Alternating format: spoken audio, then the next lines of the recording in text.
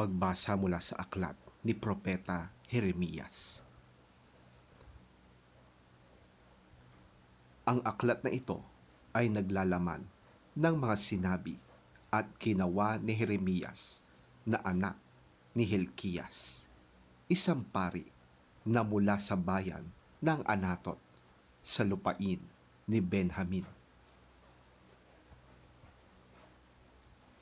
Sinabi sa akin ni Yahweh, bago ka pa ipinaglihi at ipanganak, ay pinili na kita upang maging propeta para sa lahat ng bansa.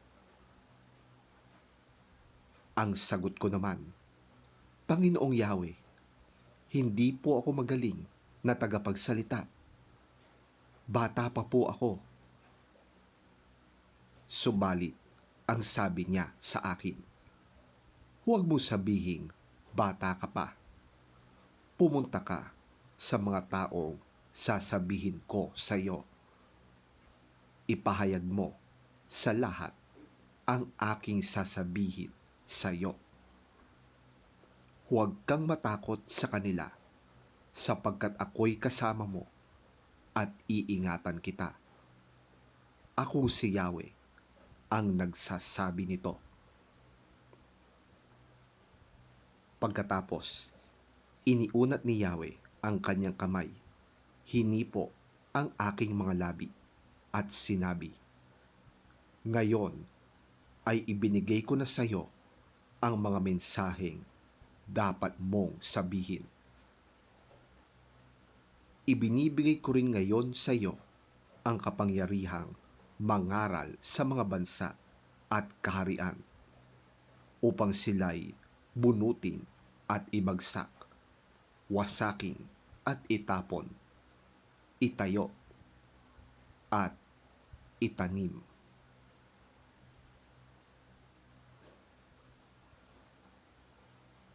Ang salita ng Diyos.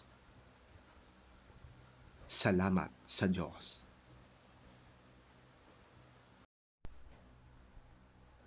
Ang mabuting balita ng Panginoon ayon kay San Mateo. Papuri sa iyo, Panginoon. Noon ding araw na yon, si Jesus ay lumabas ng bahay at naupo sa tabi ng lawa. Dahil sa dami ng taong lumalapit sa kanya, sumakay siya sa isang bangka at doon naupo. Tumayo naman sa dalampasigan ang mga tao at sila'y tinuruan niya ng maraming bagay sa pamamagitan ng mga talinhaga. Ganito ang sinabi niya. May isang magsasakang lumabas upang maghasik.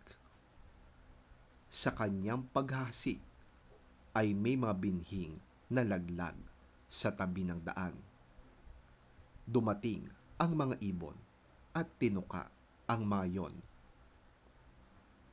May mga binhi namang nalaglag sa mabatong lupa. Dahil manipis lang ang lupa roon, sumibol agad ang mga binhi. Ngunit natuyo agad ang mga ito nang mabilad sa matinding init ng araw. Palibhasay mababaw ang ugat.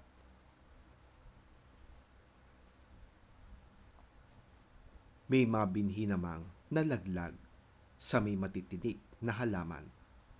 Lumago ang mga halamang ito at sinakal ang mga binhing tumubo doon.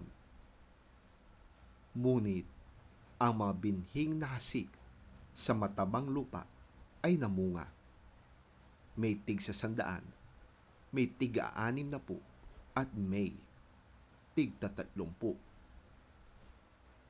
Makinig ang may pandinig.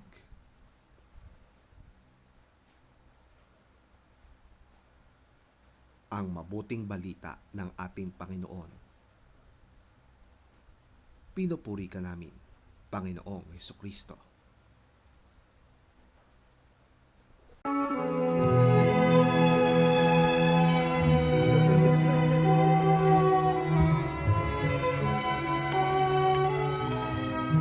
That same day, Jesus went out of the house and sat by the lake. Such large crowds gathered round him that he got into a boat and sat in it, while all the people stood on the shore.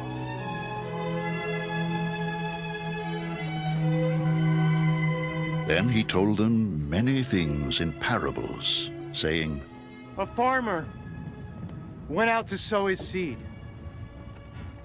As he was scattering the seed, some fell along the path, and the birds came and ate it up.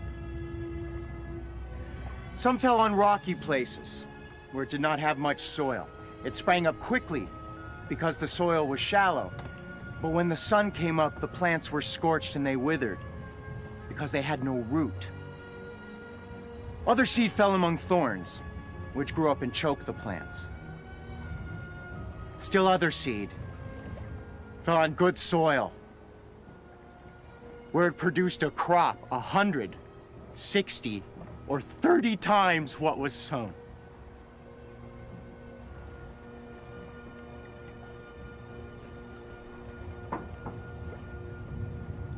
He who has ears, let him hear.